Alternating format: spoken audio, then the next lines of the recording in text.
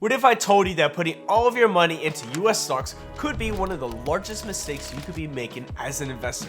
I know what you're thinking. You're thinking, cool, what is this guy talking about? He has talked about the S&P 500, the total US stock market, and all of these things about the US stocks. Could there be another way to be doing this? Well, you know, we may all be focusing on the market, the S&P 500, but the US market only makes up anywhere between 55 and 60% of the world equities. That means there are other companies out there that are making great products that we could be buying and holding.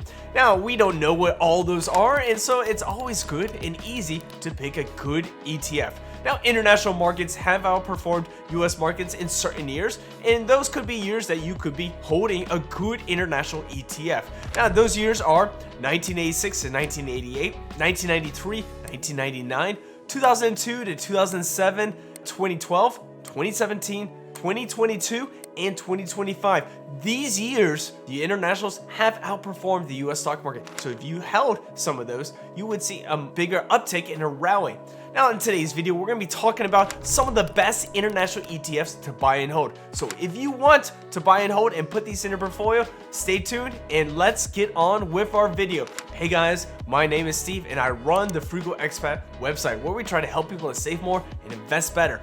Now in today's video, like I said, we're talking about the best international ETFs to buy and hold in your portfolio. And if you really want to kind of track your portfolio instead of using those Google Sheets or even those Excel spreadsheets, one thing I like to use is Snowball Analytics. Snowball Analytics is a great software and platform that you can look up on your computer, put an app on your phone, and you can track your portfolio. You can see how the market's doing up and down every single day. If you want to do that, you can see when dividends are coming in and how much dividends are going to pay you throughout the year. This is a great way that I like to track my portfolio. So if you want to track your portfolio with Snowball Analytics, I'm going to leave a link in my description and in my pinned comments. Now let's get down to the video. Now today, like I said, we're going to be talking about international ETFs. And why do I think international ETFs could be a good part of your portfolio? First of all, it offers a little bit more diversification. You know, I have a little bit home bias. I love the USA and I love the US stock market. They have some of the best companies in the world, but there are also other countries that have great stocks and companies, like Taiwan. Taiwan's got Taiwan Semiconductors. That is a great company that's offered in Taiwan. Now, it's not on the US stock market, but if we bought like an international ETF, we could have a piece of that. Samsung, Toyota, those are great companies. Nestle, that's a great company. So these are some companies that you could buy and hold in an international ETF. Now, I'm not saying to dump all your US stocks and go for internationals because maybe they do well 1 or 2 years. I'm just saying you could add a portion into your portfolio. Now, another way is with currency exchange. So when the US dollar is down and international dollars are up, then those markets rally a little bit higher than the US market. Right now, the US dollar is down and international markets are up. Right now, VXUS, a gold standard in international ETFs, is up about 20%.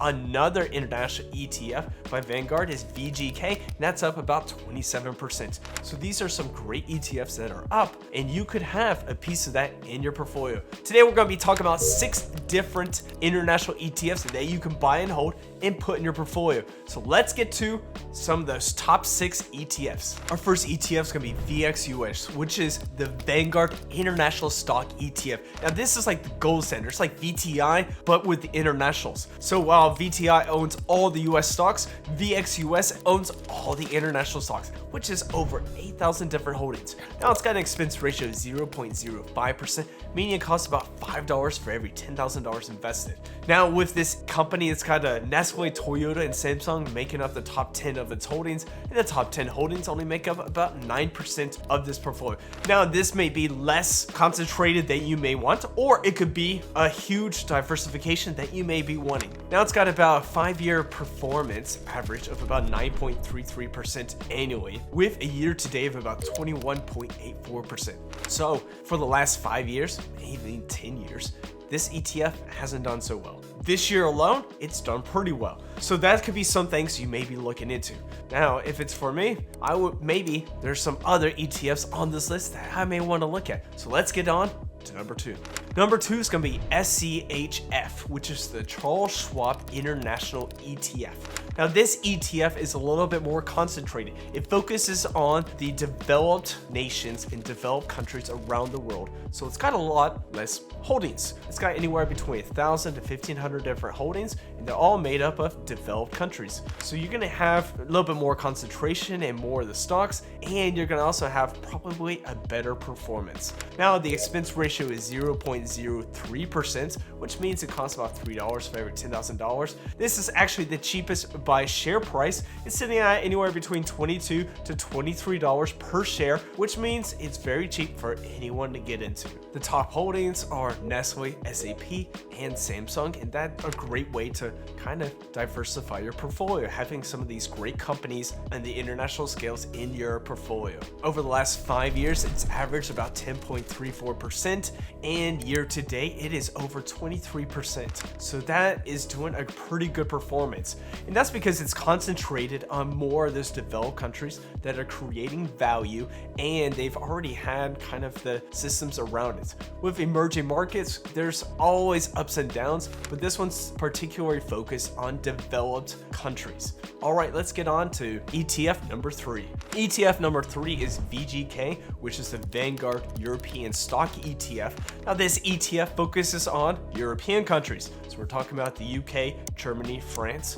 These countries are creating some great companies, and this could be something that you want to buy and hold and put into your portfolio. The expense ratio on this is 0.06%. Now, over the last 5 years, it's averaged about 11.23%. And as you can tell, it's doing best out of the last 3 ETFs we have talked about. Year to date, it's done about 27.73%. So this is actually the best performing ETF on our list, and that could be good news for you. If you're looking for some exposure and you want to be more concentrated on European countries instead of all over the world, this could be an ETF for you. And as you can tell, I mean, Europe's pretty developed, so that's good news for you guys. So if you want a little bit more concentration on European countries instead of everywhere around the world, but that's going to be your international portion of your portfolio, this could be a great ETF to buy and hold. Our next ETF is going to be VYMI, which is the Vanguard International Dividend ETF. So for you guys that like dividends, this could be the international ETF for you.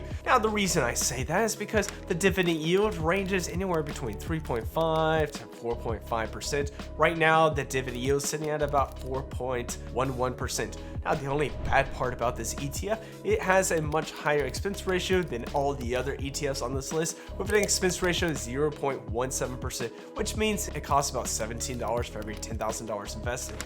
Now, it's not really that bad. I mean, QQQ, on the other hand, has a 0.20% expense ratio, so this one is much cheaper, and it also gives you some good dividends. Now, this ETF does have some great companies. It focuses on developed and emerging countries, and basically those countries that have companies that are paying some pretty good dividends. We're gonna have Nestle, we're gonna have Toyota, and we're also gonna have Shell. Now, these are great companies that have been around for a long time, and they're producing some good dividends. Now, this ETF has a 5-year average of about 13.59%, so it's got the best average out of all the ETFs we have talked about. Now, year to date, it's doing a little bit over 24%, but that's pretty good. I mean, we're talking about great dividend yielding ETF that gives you that international portion. So if I really wanted to pick and choose between some of these, and I wanted dividends and not just growth and not just developed versus all these other internationals, this could be the ETF for me. But that is for you to choose. All right, we have 2 more ETFs to get to, and so stay till the end to see what my opinion is and what you could go with. The next ETF is IXUS, which is the iShares International Stock ETF. This is basically like VXUS, but it's got a little bit less companies. It's got about 4,000 companies. VXUS has about 8,000 companies, so it's got less companies, but it does have very similar companies in structure. Now, the X index is done a little bit differently than VXUS, but that's besides the point. So when we look at it, it's got an expense ratio of 0.07%, which means it costs about $7 for every $10,000 invested. The 5-year average is about 9.28%, with the year to date being about 21% year to date. So these are some things to think about. I mean, it looks exactly like VXUS, so if you want iShares or VXUS, they're going to be relatively the same. All right, so you got a choice, and make your choice the way you want it. Usually I go with Vanguard, but that's kind of what I do. All right, let's get on to our last one. Our last one's gonna be VWO, which is the Vanguard Emerging Markets ETF. Now, emerging markets, we're talking about China, Taiwan, India, Africa, Brazil. These are some emerging markets. So what we have here is we have a lot of more smaller and more riskier companies, but they could skyrocket very crazy. So some of these companies are gonna be like Tencent, TSMC, and even Alibaba. So this ETF is made up of 30% from China, but it's got a whole bunch of emerging markets in this. Now, that just means it's a little bit more volatile, it's a little bit more riskier, and so you hope that it's gonna do much better. Now with this ETF, you do have a 5-year annual average of about 6.44%. So it's the worst performing ETF on this list. Year to date, it's about 16.5%. So it's the worst performing on this list for the 5 years and for the year to date. So that's something to consider. So if you're looking for exposure to more of the emerging markets like China, Taiwan, India, Brazil, and some of those growing markets, this could be a great ETF for you. Now, I just went over 6 great international ETFs, and I'm not saying to like throw away all your US stocks and go into internationals. I'm not saying that at all. You could make it a good, interesting portfolio by doing 70% US stocks, 30% internationals, or you can just be a little bit more conservative, do 90% US and 10% internationals. Right now, my portfolio, I've got anywhere between 5 to 7% internationals. I stopped buying them a couple years ago, but I still have it in my portfolio, and now it's one of the best performing assets in my portfolio in 2025. So I'm glad I kept it. But here's the thing is, each one of these has its own pluses and minuses. VXUS has the most holdings. It's gold standard. Now, it's not the best performing. That's because it's not very concentrated in some of the top companies. You have SCHF, which has got about 1,500 companies that are on the developed markets. It's got a better performance than VXUS, and it's cheaper share price, and it's cheaper expense ratio.